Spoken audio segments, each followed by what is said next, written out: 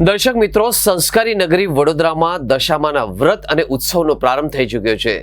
ત્યારે શહેરના ઠેકરના સાર્વજનિક યુવક મંડળ દ્વારા આયોજિત દશામાની આગમન યાત્રા સમગ્ર વિસ્તારમાં ભારે આકર્ષણનું કેન્દ્ર બની હતી।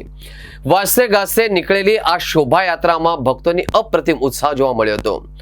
આગમન યાત્રામાં સ્થાપિત કરવામાં આવેલી શ્રી દશામાની પ્રતિમા અતિશય સુંદર અને દિવ્ય રૂપ ધરાવતી હતી। માતાજીના અલૌકિક અને મનમોહક સ્વરૂપના દર્શન કરીને શ્રદ્ધાળુઓ પણ ભાવ વિભોર બન્યા હતા। ઢોલ નગારા ડીજેના તાલ વચ્ચે જય દશામાના ગગનભેદી નારાઓથી સમગ્ર વાતાવરણ ભક્તિમય બની ગયું હતું। આગમન યાત્રા જ્યારે કિશનવાડી પાસેથી પસાર થઈ ત્યારે ત્યાં મંડળ દ્વારા ભવ્ય અને અદ્ભુત આતિશબાજીનું આયોજન કરવામાં આવ્યું હતું। આકાશમાં પથરાયેલા રંગબેરંગી રોશનીના અજવાળો અને આતશબાજીના દ્રશ્યોને નિહાળવા માટે હજારોની સંખ્યામાં રોડની બંને બાજુ માનવ મહેરામણ ઉમટી પડ્યું હતું। સ્થળ પર હાજર સૌ કોઈ લોકો આ દ્રશ્ય જોઈને મંત્રમુગ્ધ થયા હતા। ભારે જનમેદની વચ્ચે પણ કાયદો અને વ્યવસ્થા જળવાઈ રહે એ માટે પાણીગેટ પોલીસ સ્ટેશનના અધિકારીઓ અને જવાનો સમગ્ર રૂટ પર તૈનાત રહ્યા હતા। ટ્રાફિકનું સુચારુ સંચાલન, સુરક્ષાની આયોજનબદ્ધ વ્યવસ્થાના કારણે આટલી મોટી સંખ્યામાં લોકોની હાજરી હોવા છતાંય સમગ્ર યાત્રા અત્યંત શાંતિપૂર્ણ અને ઉત્સાહવર્ધક માહોલમાં સંપન્ન થઈ। મંડળના આયોજકો તથા સ્થાનિક રહીશોએ પાણીગેટ પોલીસની આ સરાહનીય કામગીરીને બિરદાવી અને આભાર વ્યક્ત કર્યો હતો।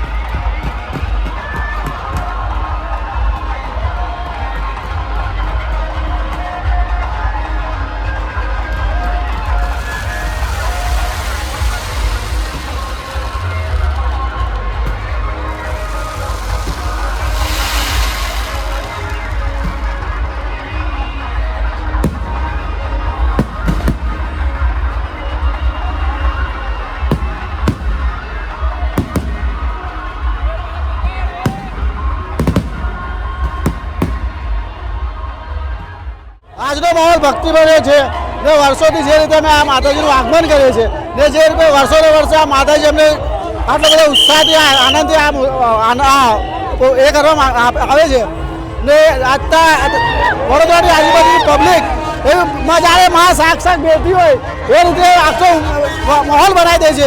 એટલે આ વડોદરાની જનતા ને એટલો બધો અમને સાહસાગર મળ્યો છે, એના કારણે અમે આટલું મોટું ફંક્શન કરીએ છીએ ને અમારા વોર્ડના સંગઠન, વોર્ડના કાઉન્સિલરો, વોર્ડના પ્રભારી એમનો ઘણો બધો અમને સપોર્ટ મળ્યો છે।